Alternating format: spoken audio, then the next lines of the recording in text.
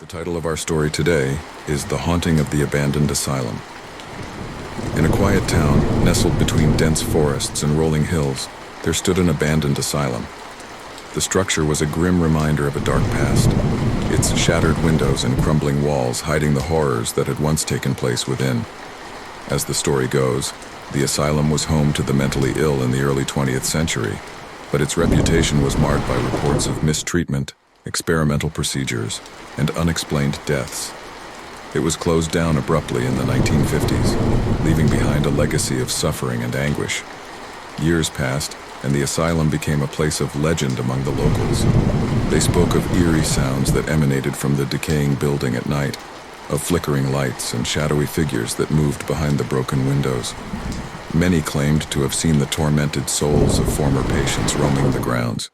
One summer evening, a group of thrill-seekers decided to investigate the abandoned asylum. Armed with cameras and flashlights, they ventured into the darkness, determined to capture any evidence of the supernatural. They were skeptical at first, dismissing the stories as mere superstitions. But as the night deepened, their skepticism turned to terror. Strange noises echoed through the hallways, and their flashlights flickered and died one by one. Shadows seemed to come alive, moving independently of any light source. One by one, the group members began to feel a chilling presence, as if they were being watched by invisible eyes.